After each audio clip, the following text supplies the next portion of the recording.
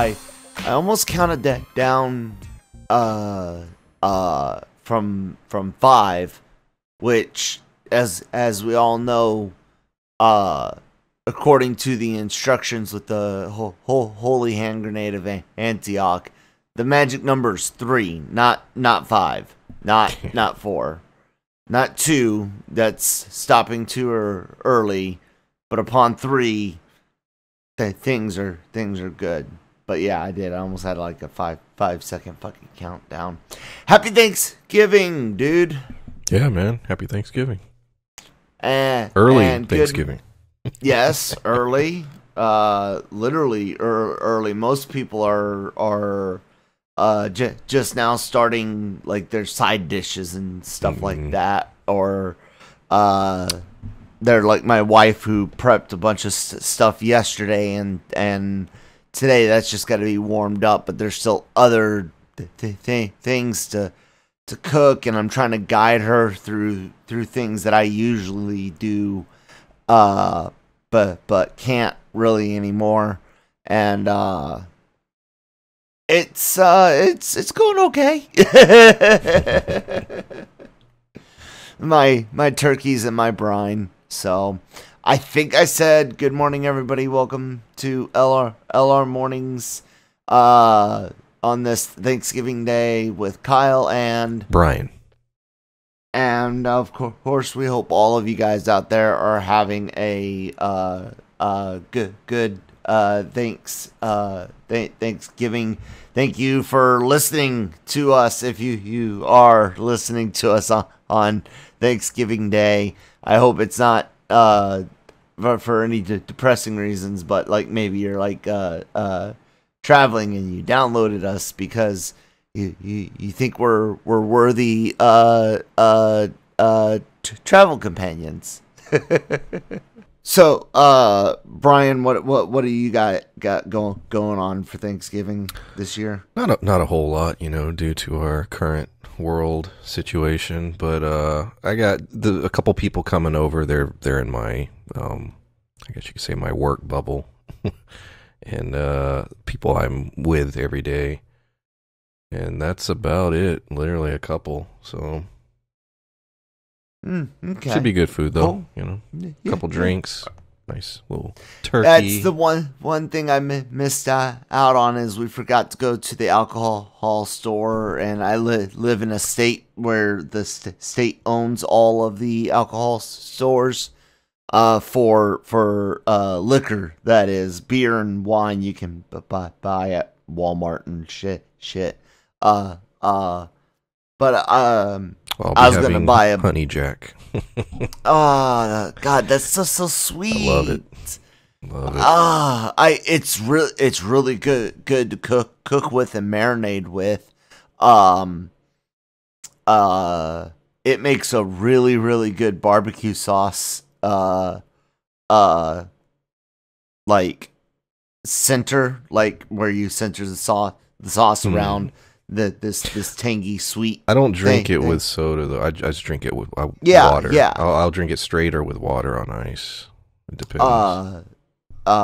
You can be like old what's his name? Where's the hat? Singer, real skinny, famous mobster, Rat Pack. Help me out, main guy. Sinatra did acting. Yeah. Yeah, you could always be like Sinatra. I don't know where I was going with that reference. I spent so much time trying to figure out Frank Sinatra. What did you say? You were talking right about before, I guess you can't purchase alcohol because of, I don't know, your state. Oh yeah, and you were talking about the Jack Daniels and there we go.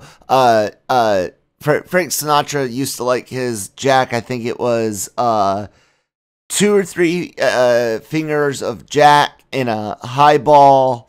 I think he was very specific. It's either 2 or 3 cubes of ice and then a splash of water. Now that's not far off from my. I'm not one to call people that water down your drinks wusses, but my intention was to buy a good bottle of Gentleman Jack and drink that shit fucking straight, because that's On that's ice how, or just how no, just in a glass. straight. I like my whiskey room temperature and preferably from Tennessee. It's my favorite. So, but unfortunately, I don't get any this year because we forgot. But that's okay. I'm gonna see if the Navy's store is open. They're weird. Unlike us in the Army, where we have our we have a dedicated alcohol store like the Navy. We call it a Class 6 in the Army, and because it's the name is based on the actual supply class system in the Army. There's like 8 classes, I think, and it runs from like office shit to like medical and all of that. Anyways, Army better than everybody. Just saying, putting that out there. Before we get into what I wanted to really talk about,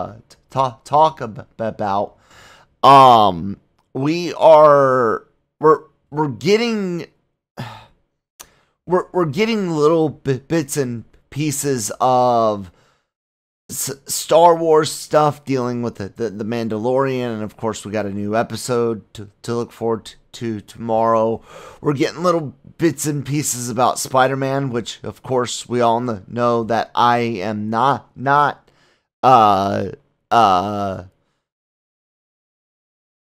I'm not talking about Spider-Man anymore. No fucking rumors. No, I'm not doing it. So, but it's been a slow news week overall, except for a couple things. Brian, we talked briefly about Wonder Woman doing what you and I thought Black Widow should do. And now there's rumors, including coming from an allegedly leaked Disney trailer, if you will, that was meant for a shareholders meeting or some shit like that. And they've got it as they are going to release Black Widow on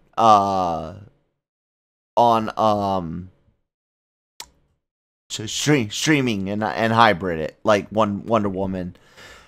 Do you think it hurts Disney if they do follow up with what Wonder Woman is doing? And I think the meeting you're referring to is it the December 10th? I know Disney has a big thing on December 10th, and I believe you're right. I'd seen the leak. If it's accurate, it was a video package designed to sort of a portion of, hey, this is some of the cool stuff we got going on, and the Black Widow thing being a part of it. No, I mean, I think once the Wonder Woman thing happened, that changed everything as far as I think a lot of the companies are concerned. Even in the best case scenario, theaters still 6 months, before we're getting back going. So maybe exactly. That's a best case type thing. And we're learning from the Hollywood Reporter later, well, not too late last night, but a little bit late.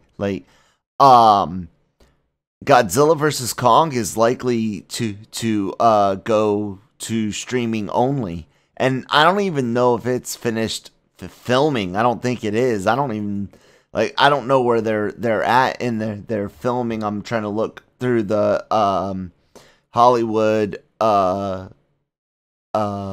Reporters report. excuse me, knowledgeable sources tell the Hollywood Reporter that Netflix had made an offer of more than $200 million for the film, but Warner blocked it, of course, wanting it for HBO Max. Legendary declined to comment, while Warner Brothers spokesperson said, "We plan to release Godzilla vs. Kong theatrically next year as planned, but with the underperforming of King of Monsters and underperforming of Skull Island overall, but both did okay, but not like, gangbusters, that not like MCU money like they were hoping." And this is now your 1, 2, 3, 4, fourth movie in the franchise. I don't know. I think this. I don't know. It's definitely gonna affect the any type of post production, right? But budget wise, people will want to start, because it's scheduled for May 21, 2021, and I don't know, man. What do you think about this idea with what we were just talking about, plus now the Godzilla Kong I think a combination of streaming, the disaster that is taking place in the theater system, combined with Warner Brothers pulling the trigger on Wonder Woman, which excited the shareholders, which got buzz, yes, which hit some headlines. I think the whole studio system, everybody's saying, all right, shit. They're finally being held to the fire, and they don't have a choice but to start making some of these decisions. And I think Disney's probably looking at Black Widow and is like, look, we need to stay in the news. We need to stay relevant. We need to excite our fans, and we need to continue. We got to get our story moving. The MCU, as big as and popular as it is, has been sitting still for about a year. Like, time passes and people forget, and they, that could hurt them in the long range. Disney colluded with China to make the virus so we could catch up to the MCU in real life. That's your conspiracy.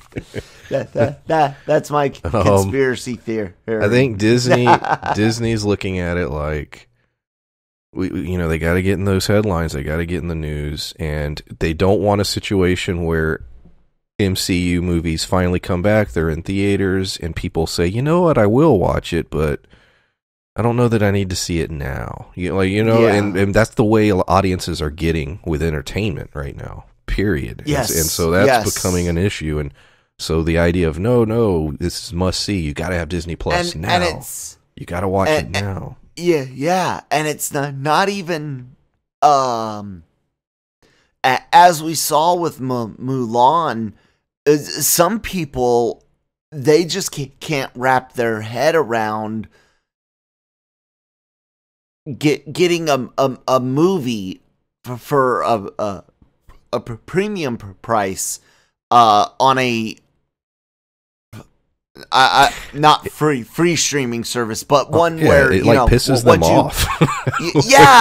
It's funny. But I was one of those ones that thought Mulan was the wrong movie, but I supported the experiment. I stand by that the experiment is still going on with Wonder Woman is going to be a really, really good test. I think it's kind of dumb with the staggered international release starting as early as the 16th, I think. The Wonder Woman. Allegedly. You talking about the Wonder Woman? Yeah, that's what's bizarre about that's weird, and that's going to be, you're opening yourself up for piracy. That's exactly what's going to happen. But it's also good. It just leaks. I mean, I don't know that there was any massive, story twist in it, but it's going to be leaked. Does it really matter? I mean, you're gonna have people that are like, oh, I've got, two or three over 18s living in my house. I could get, multiple free trials of a HBO Max potentially. The fact that Wonder Woman's not premium video on demand though is interesting, because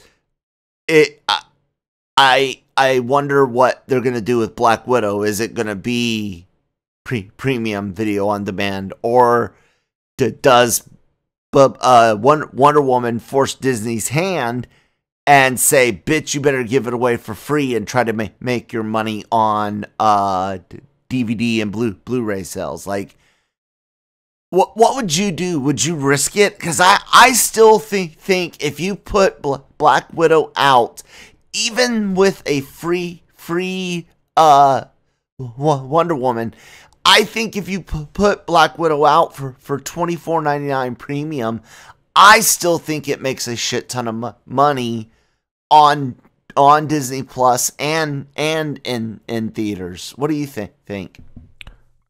I think it will make money, but they're going to get a lot of bad headlines up front. Yeah. Now, like you said, if the movie comes out, it's good. I think a lot of guys like us, of course, are going to pay it. I think I'm going to theaters. I'm sorry. Sorry. But it they're gonna get some. I don't know. It comes down to, like I said, I think they might get bad headlines because people are like, oh, you got to pay for that, but Wonder Woman was free. Yeah, I don't know. They're sort of stuck in a weird position, which is funny. Warner Brothers sort of got them with this, in that it puts them on the defense and have to figure out how to navigate around what Warner Brothers did. Yep.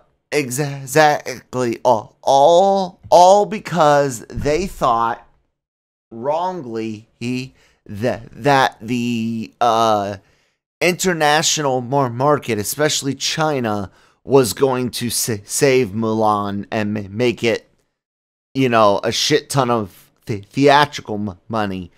But people still haven't figured out how to really identify stats to judge what the theater performance during COVID, because you gotta look at the things differently. Ticket sales no longer are for the total box office, yes, but when you start breaking down the income and stuff that movie theaters are getting, the lack of audiences, man, if you go to the theater, make sure you get some popcorn and soda to help support it.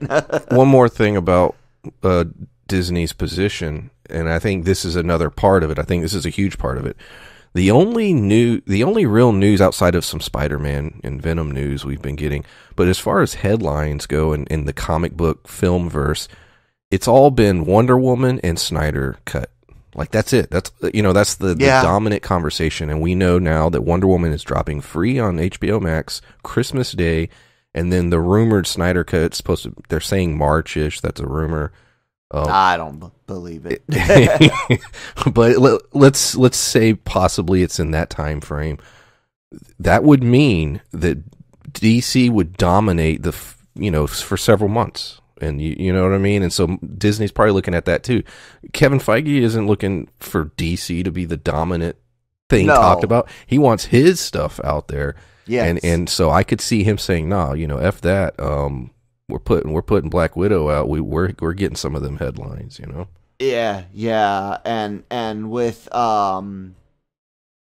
WandaVision pushed off to January, we truly have the year without the MCU.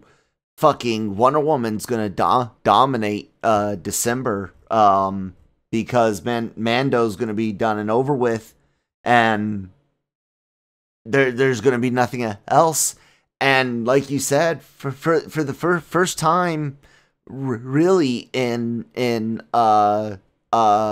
since Iron Man dropped, DC's in a better position than the MCU for the future. And I never thought I would see that happen. And I wonder if it's going to continue, because look how quickly they fast tracked that Peacemaker show. Yes, yeah. Like, I just reported on what's his name, Gunn, going into quarantine in Canada a couple weeks ago. Precautionary quarantine, so he could start directing. The show. It's crazy.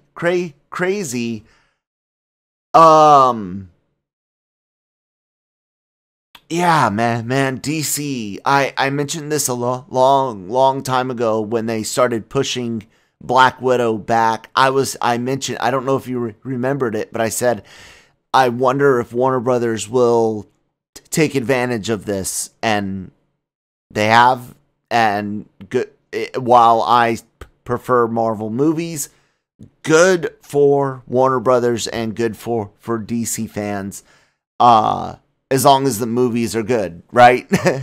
Yeah, exactly. And like, hopefully Wonder Woman's good. I plan on watching it Christmas, and it's the only show in town for the holidays. It's the only, there's a couple other little releases here and there, but as far as big family oriented blockbuster films, that's it. That's it. This is what you should do, Kevin Feige, if you're listening. You drop Black Widow, you go for it. Legit, you drop that on New Year's Day, and you say, you know what, everyone, when that ball drops and we enter 2021, you start it with Black Widow, and then 2 weeks later, WandaVision hits. That's how you take the headlines. That's how you take control. That's what I would do. And I think even I think again that while they'll catch some flack, I think if they message it right and they time it right, they can say, we are offering this on Disney Plus the same way as theaters offer tickets. We're going to have premium and theaters for 1 month, and then it's going to be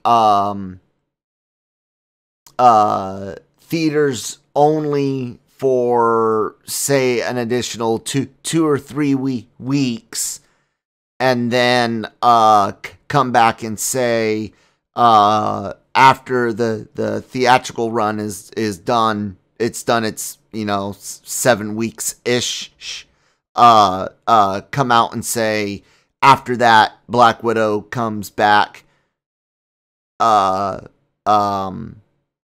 would even potentially say on home video, and even another month of reduced premium VOD at say $9.99 or something like that for another month, and then finally after essentially after 3 months, putting it on Disney Plus for free. What do you think about something like that? I'm trying to think like a businessman.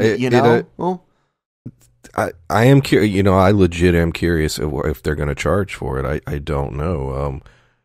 I think they can. I agree with you. I think they can. I think people will pay. It just comes down to how they sell it, or market it, I should say, because they're going to get some pushback. Look, they got pushback with Mulan, and there was nothing at that time to watch. Yeah. And so and other than the price point, which I stand by, while it was too high for your first movie, the $30, $29.99 price point for most movies is actually legitimately a sweet deal if you are in any type of relationship where you and another person go out to see movies, you know, and then of course even more if you've got kids.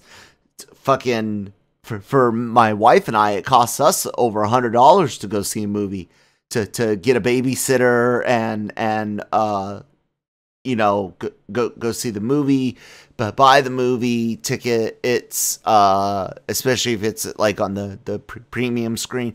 Like movies are expensive. When people were bitching about $30, man, I was pissed. I was like, you spend that at the theaters, like shit. Yeah. But I'm also, if they drop it on New Year's Day, I mean, that would be so great. For selfish reasons, I get Wonder Woman, Black Widow, and WandaVision all in like 2 weeks, 3 weeks. Nice.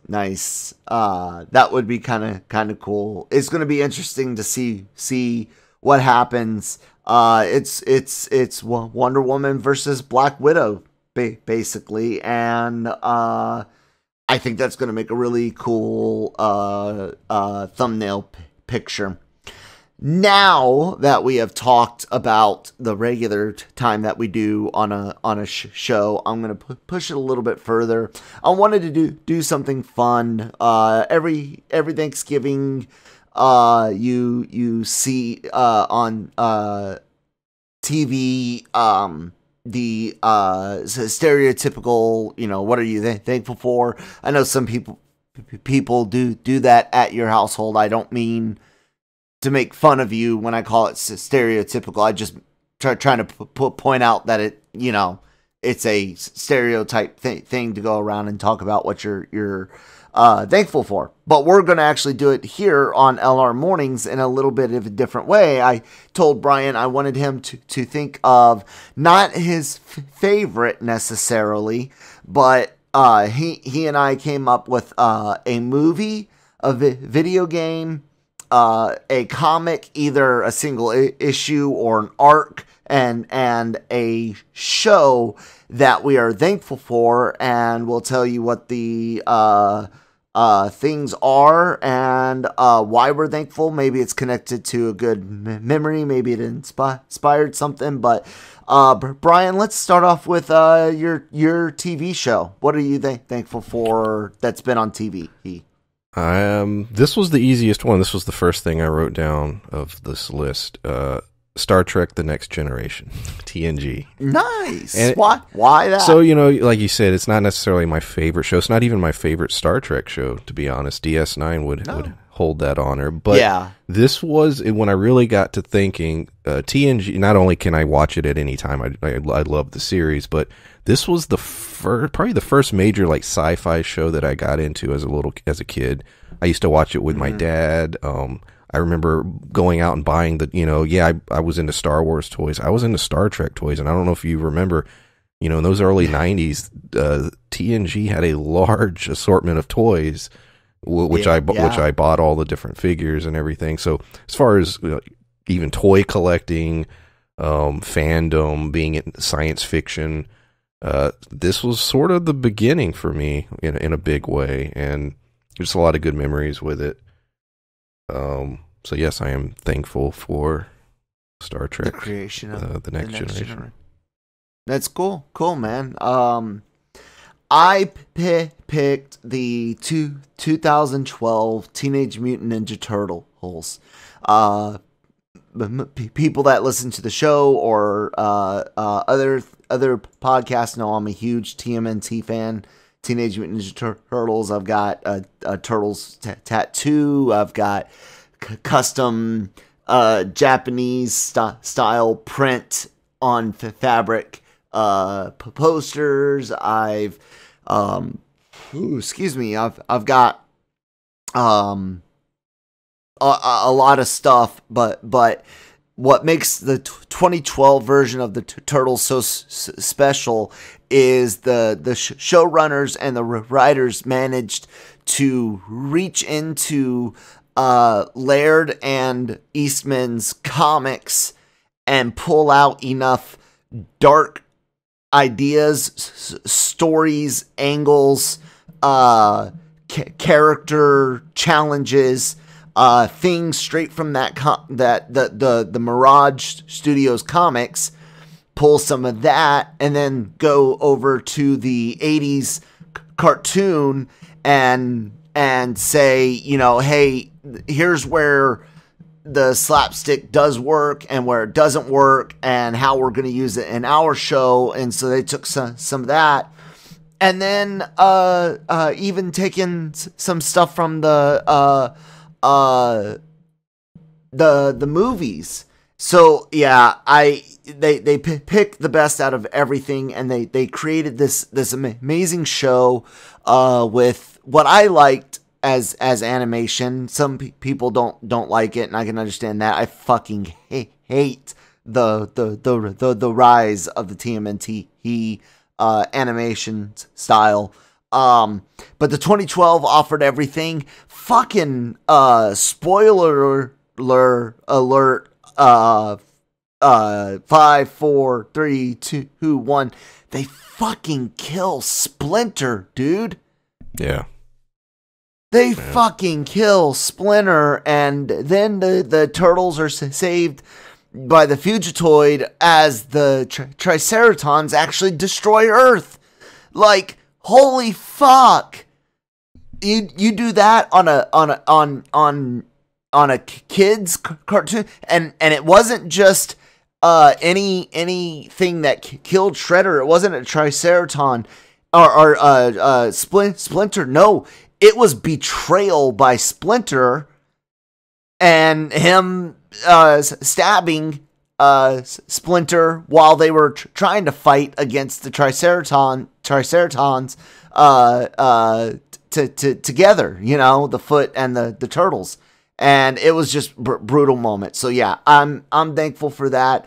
It inspires great memories of all sorts of Turtles things, like you said, from toys even to watching stuff with my sister when she got into it. And yeah, I'm totally thankful for the absolute best version of the Turtles ever. Let's continue on with your comic book or arc. So this one, this was pretty easy too. I thought about it. There was a comic book. It ran for, I believe, 12 issues and a one-shot. It was called Midnight Nation. It was written by J. Michael Straczynski. And specifically, you said issue too. This was the issue. This is the reason it's on the list. Issue number 4, called The Devil You Know. I don't want to talk to. I'll give you a vague idea of what it's about. I don't want to spoil it fine. Because okay, go ahead. Literally, the story involves a cop who's, I'll just say, sort of dead, and he's on a journey, and I'll leave it at that.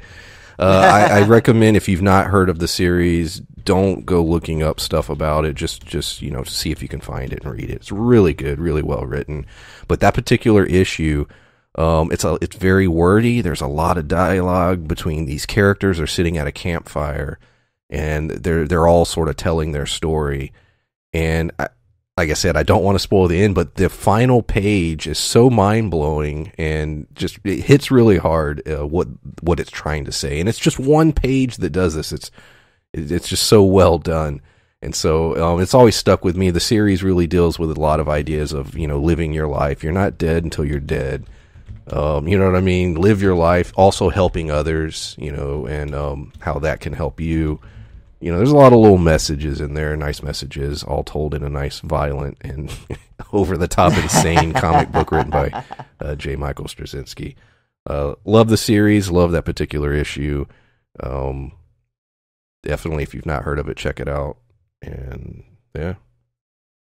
Yeah. I had a little bit of an issue with this one. There were 3 choices here. One choice was Back in Black, also from J. Michael Straczynski.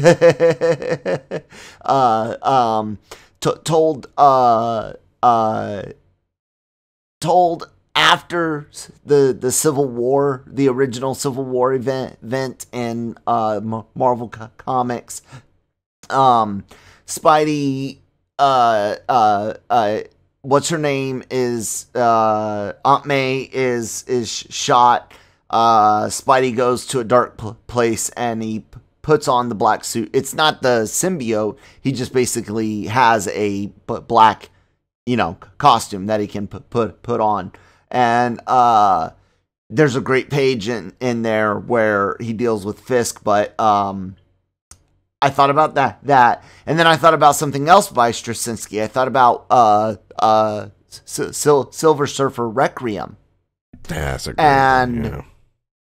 I cannot tell you people how much of a and Brian can back me up on this. Reading Requiem is an experience, is it not, Brian? Oh yeah, it's amazing. It's not brought up as much as it should be. No, JMS blew my mind with that. However, the third option ended up winning out because of its sheer inspiration, nostalgia. I'll just get to it. Kyle Higgins' Shattered Grid arc on from Mighty Morphin Power Rangers, Boom Studios. Hands down, one of the best arcs ever in comics.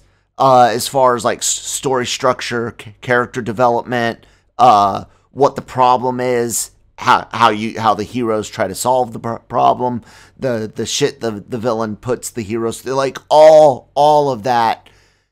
Kyle Higgins, he took Power Rangers and much like the 2016 movie, he remade Power Rangers for you and me. I know you weren't into it, but our ages, our group. But at the same time, it wasn't so lore heavy or so violent that kids can't read it. Yeah. And I'm telling you guys now, after Requiem, get the volumes. I think it's through 5 volumes, 5 or 6 volumes, because it was like 36 issues for Shattered Grid. Get it, fucking read it, love it. It's amazing. It's worth it. And all hell Lord Draken.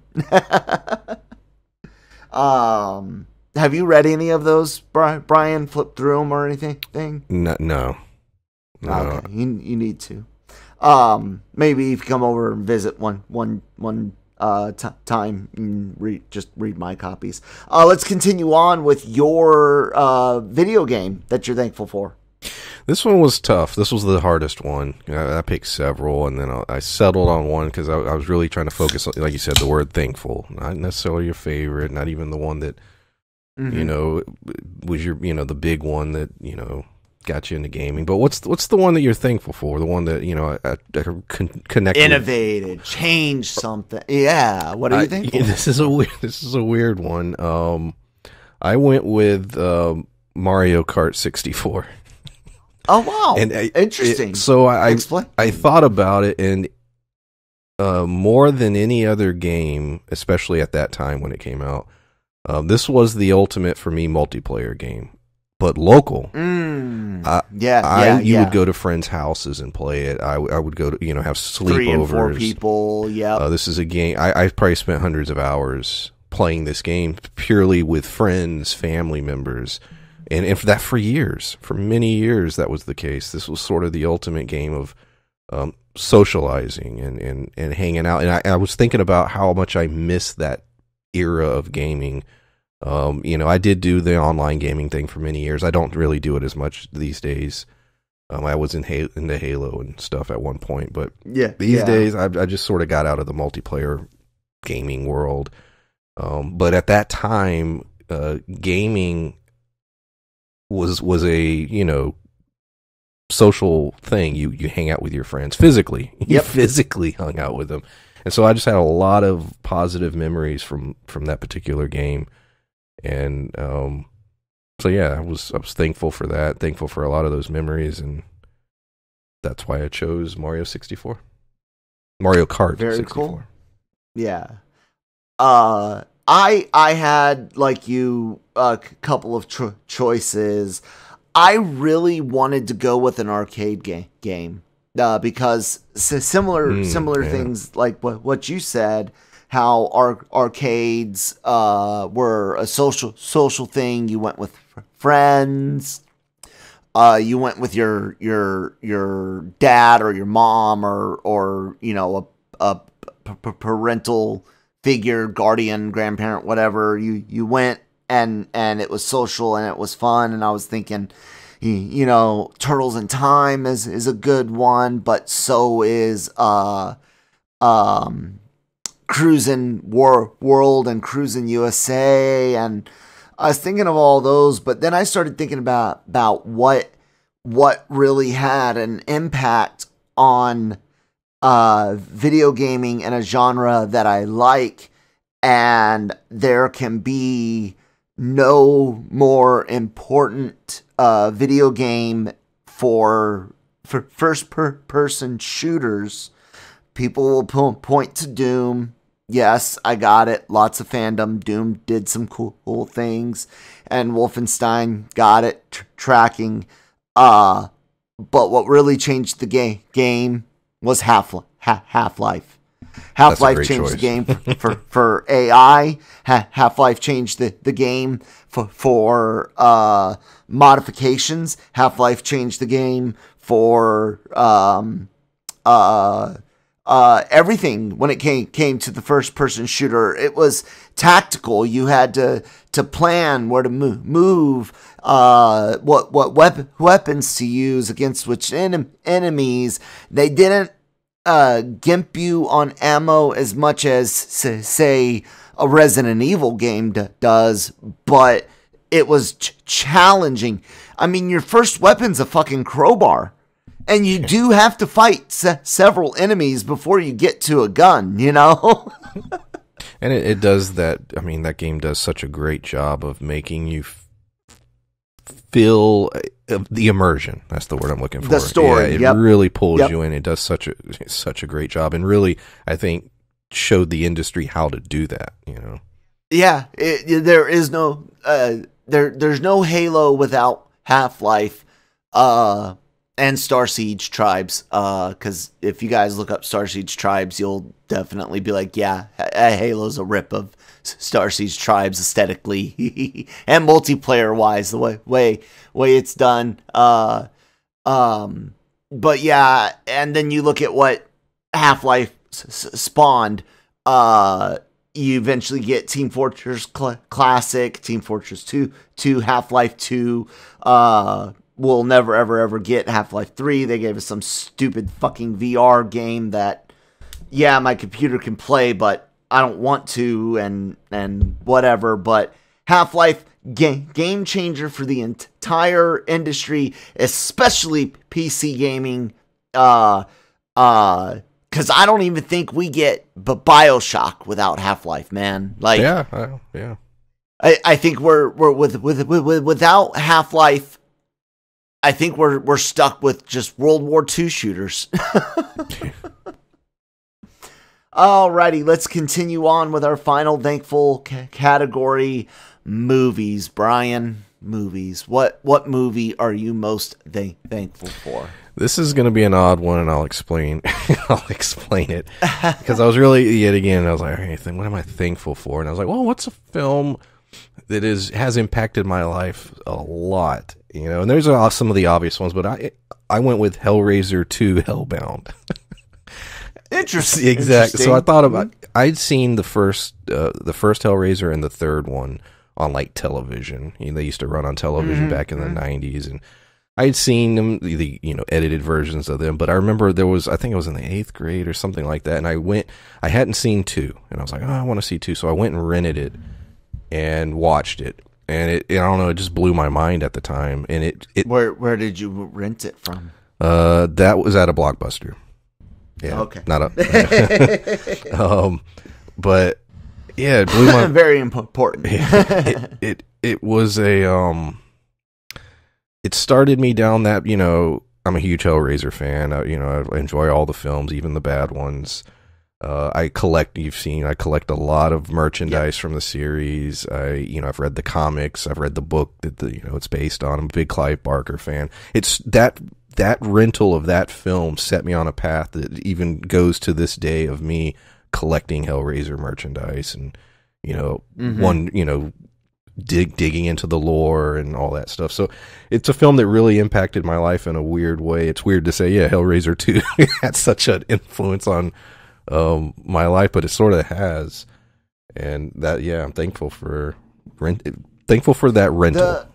That particular day. The cool thing about the old rental method is finding movies like that and building a memory with maybe your entire family or a sibling or a parent with a particular movie that either they had seen, you hadn't, and you rented it, or you had seen, they hadn't, you rented it, or neither of you had seen it, and you have this amazing experience together. I get it. You summarize that beautifully with you watching films back in the day with rentals. You associate memories of that journey. That we got out of school, we're going to the video store. What are we going to rent? Like, there was a whole process that took place. Sometimes, if maybe a friend came with you and you're trying to figure out what movie you're going to watch, and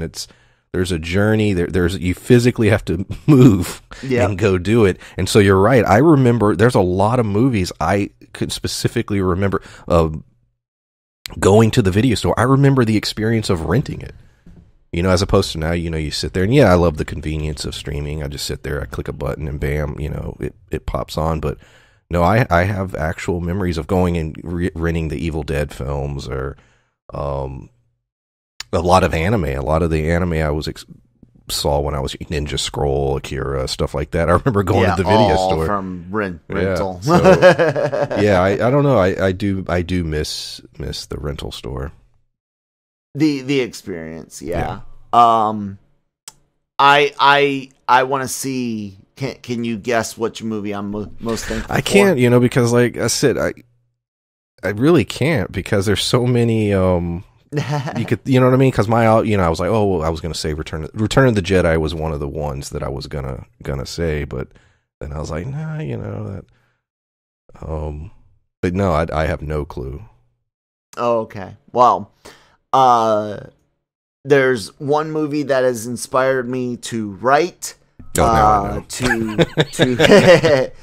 try to even get off the ground, comics related to it, the idea of turning it into a mini series for streaming or just a reboot movie. Little Monsters. This movie I watched as a little kid religiously. The idea of a place to escape bad stuff where unlike Peter Pan who takes you away to make you fight pirates, in Monsterland, you could have fun and the bad stuff going on with your parents, which I won't get into what, was going on in my house, but I could have used an escape, and I loved this movie because of that. It's a great little film, too. It still holds up as a stupid, fun, kid-friendly, just adventure film, right? Oh, I love it. Absolutely. A Blu-ray just came out, a great Blu-ray. Yeah. You and I both bought it the same day, same time. Like you said, I have a lot of fond memories of watching that as a kid. It's also connected to that era of films where you would make a movie for kids, but not treat them like they, like they can't handle anything, they would deal with real issues. Yeah. And there would be maybe some even disturbing imagery woven into the story, or I love that era of storytelling. That was great.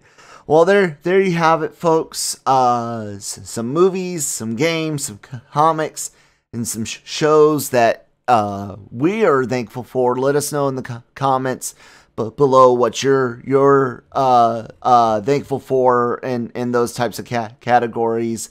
I hope everybody that is celebrating the Thanksgiving is doing it, safely. I'm a bit of a fucking rebel, so I'm going to say be safe and do what you feel is right regardless. I'm just gonna say that I found it, without getting too political. The LA mayor threatened to shut off the utilities to any buildings that they find hosting large groups. Like, Grandpa could be hooked up to oxygen, and the LA mayor just gave the cops basically permission to call utilities and turn off the water and the electricity to a house that's having a party. Like, imagine that. Like, that just blows my fucking mind.